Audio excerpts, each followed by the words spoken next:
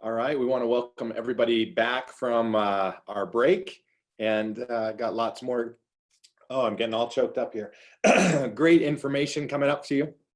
Next, I want to introduce our next member of the EdTech advisory team who's going to talk to us a little bit about being able to utilize this platform for chamber groups and some flexible ensembles.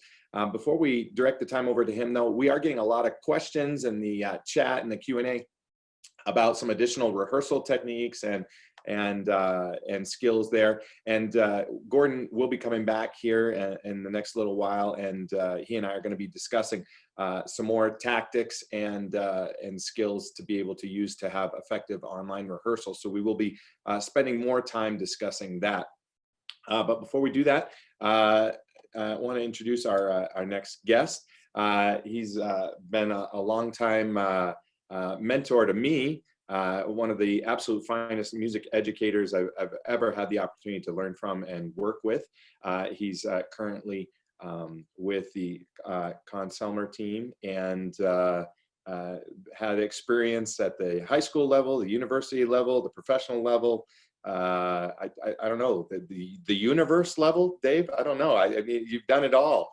But would like to introduce everybody to my great friend, Dr. David Fulmer. Dave, you know, you've been teaching music at so many different levels. And, you know, one of the exciting things to me about this format is that it gives us the opportunity to maybe work with some smaller ensemble sizes that we wouldn't have the ability to justify with, you know, on the teaching schedule with an administration. You know, what are some of the applications that you feel are useful with this model in regards to chamber ensembles and some of these other type of groups? Yeah, it's a really good point. Caleb, thanks for the invite. Great to be with you and everyone today. And let me just preface my answer to that by saying I've been going out and certain parts of the country are still open. And so I've been spending time clinicking bands and visiting with directors. And everybody's feeling this, Caleb. Everyone is feeling it at different levels, but no one is immune to this. The physicality, the emotional drain on this is really taking its toll on teachers who are typically overworked in the best of circumstances. And so there's been two things that have really just keep coming back to my mind. One of them is I'm just real concerned about the teachers and that they're involved with self-care and that they're involved with taking a breath and not being too hard on themselves. And the second thing that keeps coming to my mind is, what would I be doing if I were back in the classroom? Now I get to work with the Division of Education, Dr. Tim and the Conselmer team, which has been great. But if I were back in the classroom at the university or the high school level, what would I be doing? And I think the thing that keeps coming back to my mind and what I try to discuss with teachers as I visit them is that you have to look at things differently now. You can't keep comparing what's happening now to the way we've always done it, because it's going to just come up short in your mind and your soul, and it's going to drain on you. And so to look at this differently, and what you were saying about EdTech as a tool, I think is really important, because we know, and in fact, Dr. Larson at Snow College, where I taught this year ago, I think the large ensembles are now down to chamber ensembles and chamber wind groups, that kind of a thing. So this is very, very common for college groups. And now in the secondary schools, there's obviously limited access to the students, some of them getting together only maybe once a week or less if they're online all the time. And so again, instead of getting uptight, maybe we just say, okay, what if we always wanted to do with our students and never really had the time to do before? And that to me is a completely different way of looking at it and opens up completely different, exciting options for your students. And the other thing that comes to my mind, Caleb, as I think about what would I be doing if I were in the classroom right now, the number one thing would be retention. Trying to retain those students. And I know it's so hard to reach through that computer and grab a hold of those kids and keep them enthused about music making, keep them in the program, but that would be on my mind, and start to get real creative about what can we do to engage these students, to capture that enthusiasm. And so, you know, tripling your energy through the screen, that's going to be a big part of it. But looking for tools like EdTech that can open up possibilities for you. So for example, a lot of schools are just saying, okay, we're going to play duets, we're going to play trios, we're going to do chamber winds. It's all terrific. It's all important. I dedicated a lot of my school year when I was teaching to small ensembles because of the way it builds musicianship. That's terrific.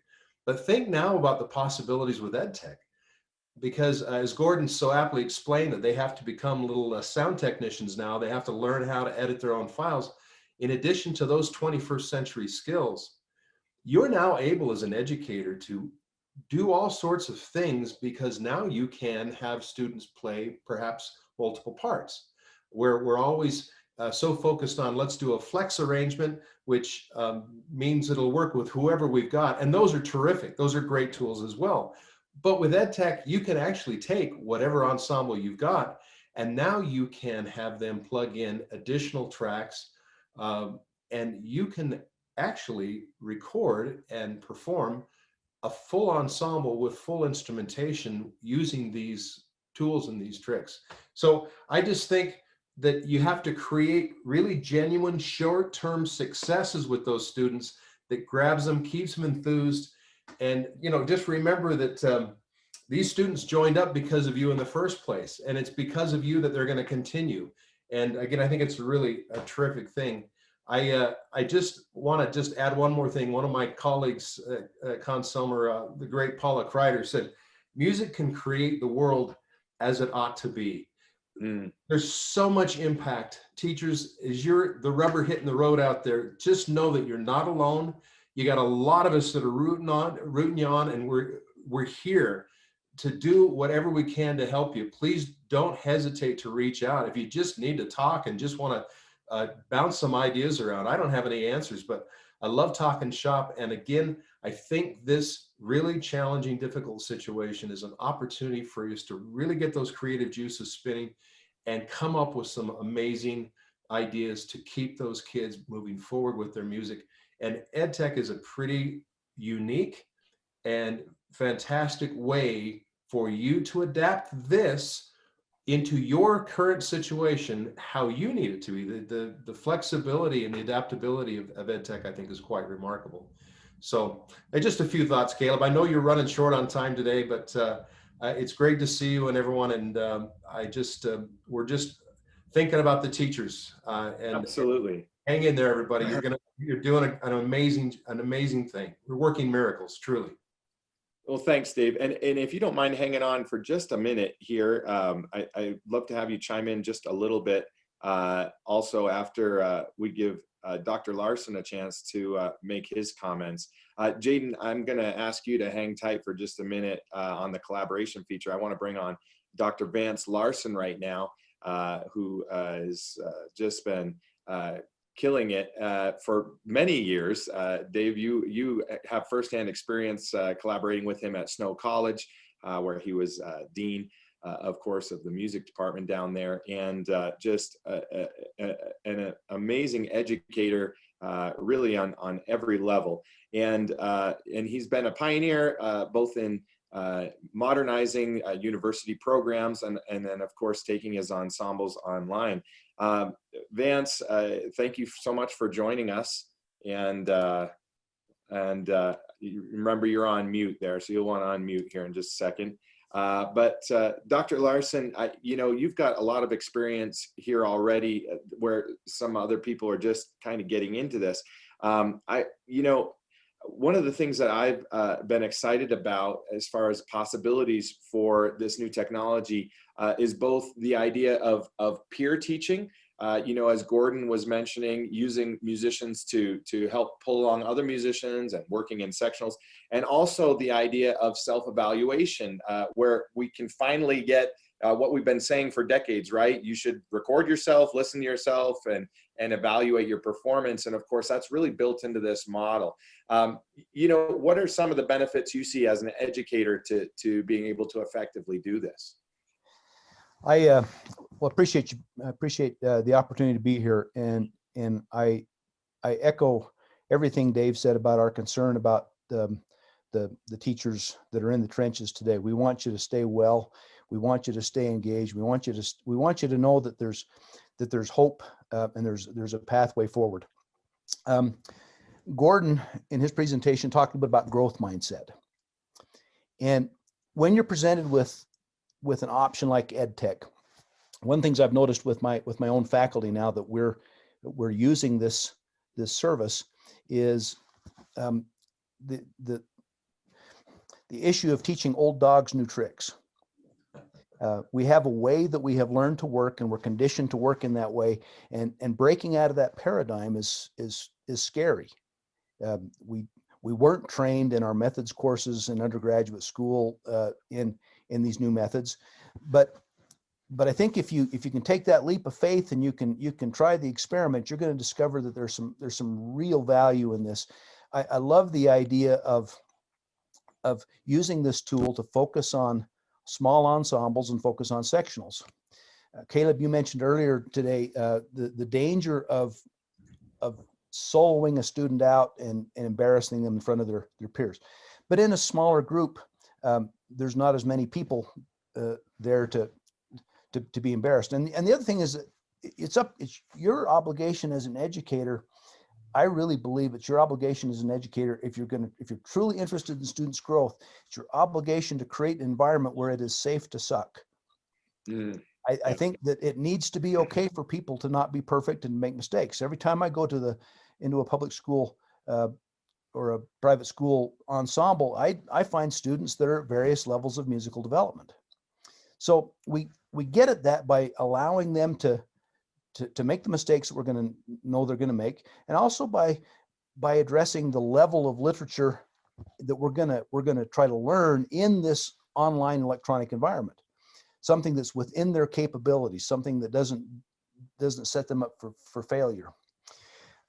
In terms of the actual rehearsal piece of this, I think that it's a good idea to borrow from general music methods, the directed listening assignment.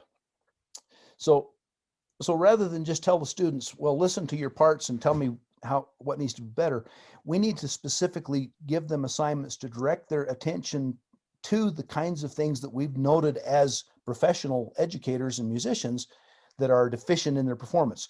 We need to guide that self-evaluation process. We need to direct it towards the specific things that we find lacking in the student's performance. We can do this by creating a directed listening page that they have to fill out. We can focus this on tone production, on intonation, on rhythmic precision, on technique, on all those basic fundamentals of music. We all, as musicians, we study the same thing. As we progress, we just study it at more refined levels. And our process here, there's a great mentor of mine years ago at Utah State University. His name was Max Dalby. He taught us that our objective as music educators was to make ourselves unnecessary. What he means by that is providing students with the skills and the knowledge and the competence to become independently functioning musicians. Well, in a chamber ensemble, in a smaller group, people have to function independently. They can't hide in the 23rd clarinets that might be in the ensemble. It I won't say forces, but it enables that progression and that independence. Again, you're going to have to maybe dial down your expectations relative to the complexity of the music that you assign to make that happen. But once you do that, and once they refine it and produce a high quality recording and they edit, those skills are going to be in place and allow you to progress to more complex music.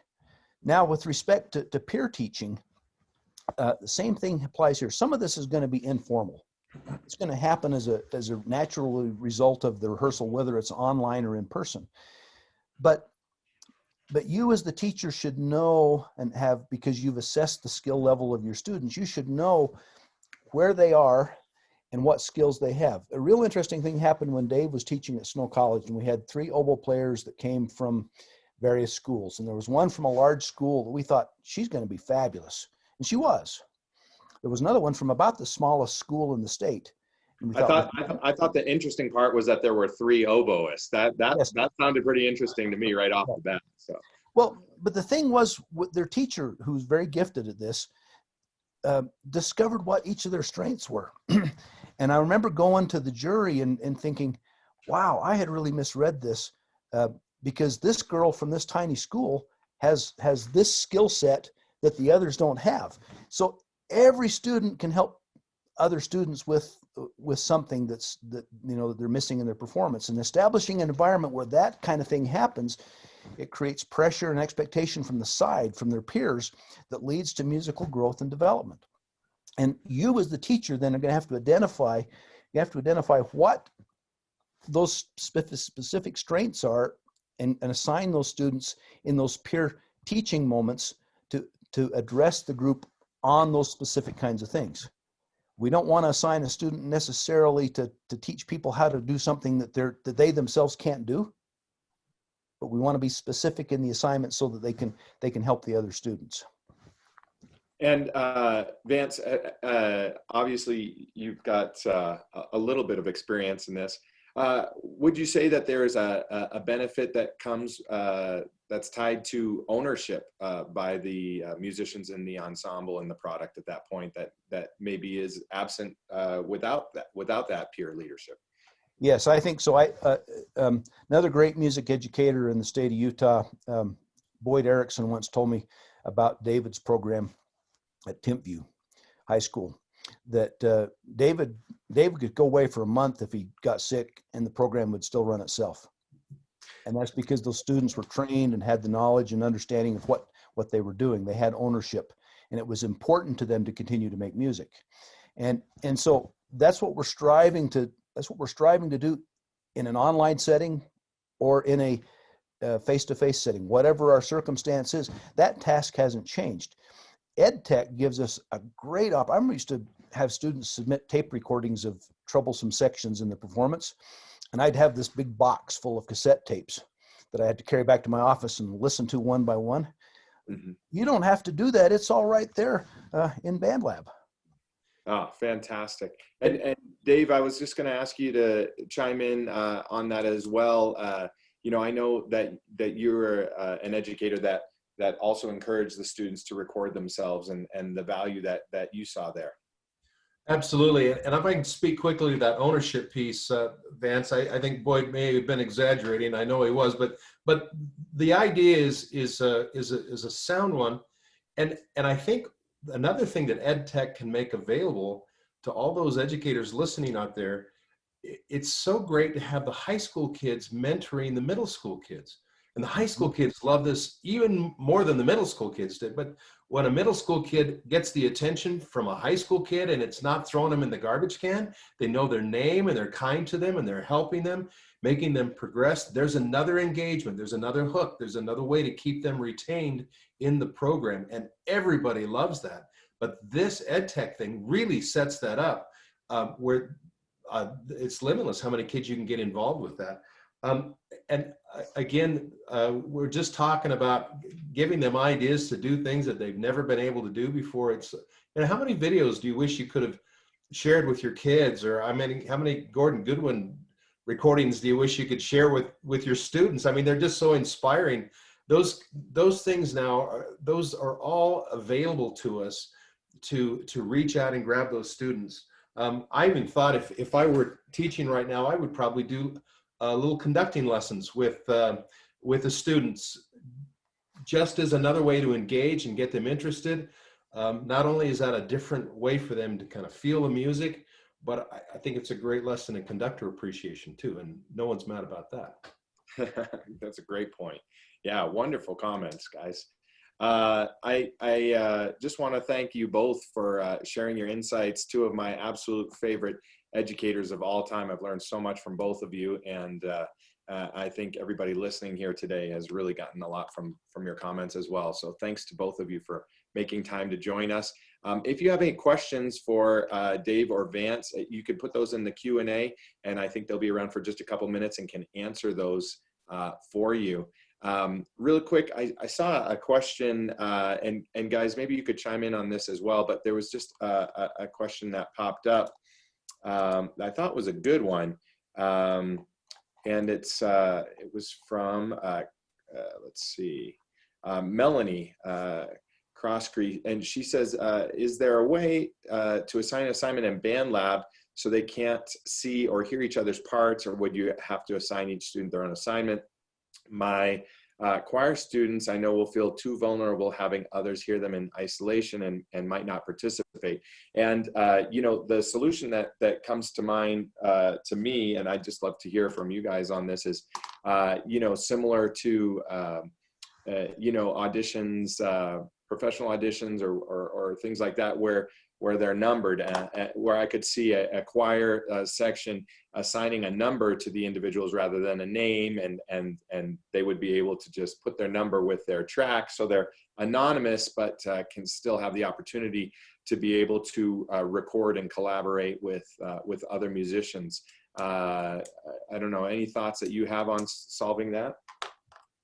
I just think the creative side of this is so important. Again, you know, you look at, again, I don't mean to keep picking on Gordon. You think about his creativity, but that's exactly the kind of creativity that we need as educators as we're setting up our programs and using tools like EdTech. You don't have to look any farther than Dr. Larson. This was a guy who basically just had crazy, weird ideas. Caleb, we could put you in this column as well. Just crazy, weird ideas. The crazy part, for sure. Yeah. Well, and the crazy part of it is that no one had really done it before that way. And again, we can say that about Dr. Larson, that what he's created at Snow College really doesn't exist anywhere else. And it's really the fruit of just years of innovative thinking. And so that's my invitation to all the educators today. You get innovative, you get creative. It's like, we know what the problems are. We can sit and wring our hands all day. So let's look at it differently. Let's see if we can find some interesting and exciting ways to approach this and have a great time with those kids, and keep them retained, keep them studying music, keep them playing music, keep them in your program, and it's, you know, we'll make it a great year. Wonderful, wonderful. Thank you so much, Dave. I think we're gonna actually get back on track here, which is going to be wonderful. But we're going to go ahead and take a 10-minute break and start back up at the top of the hour. Again, if you have any questions right now, I'd encourage you to put those in the Q&A or the chat, and Vance and Dave might have a few more minutes to answer some of those, some of the rest of our team. And then we will start back in talking about giving feedback as a director, some more tips on rehearsing, and then creating a final performance product and what that looks like. Now, one thing I want to comment on before we break, and we're not going to have time to demonstrate it right now, but one of my favorite features in Band Lab is the collaboration feature. And basically what that does, we mentioned previously that musicians cannot perform and rehearse synchronously together, meaning they cannot make sounds simultaneously. However, they can record together. And what's wonderful is in Band Lab, you have the opportunity to pull up, if I had my, you know, if I was in a saxophone section with 4 other musicians, I would be able to open up a Zoom session, pull up my Band Lab session there on the screen with my 4 other saxophone buddies, and we would actually be able to record going around the circle while we listen to each other. So we'd be recording one at a time, but we'd be able to give each other feedback. We can, as soon as one person records and the next person is recording their part, they can hear everything that's been recorded before them. So in essence, we could record a sax solo, for example. If I had 5 saxes together, we could record the solo starting with the lead alto player. He could record his part, then the second alto, the lead tenor, the second tenor, the bari sax. And in the process, we could all be giving each other live feedback on what we heard, what was sounding good, what needed to be redone. And in the moment, while we were all in that recording session, we could actually make edits there as we're going. So it's really powerful in that I think sometimes we think of this online thing as students creating music in a vacuum just because they're not making it simultaneously. And that's not the case. We actually have an opportunity for our students to be working together to create the recordings. And so that's, you know, fantastic, I think, for us to be able to continue to have that interaction with students, as well as with the director. And again, Gordon and I are going to talk about that some more when we come back. But we are going to take a short 10-minute break. We'll be back at the top of the hour. Thanks so much for sticking with us this afternoon.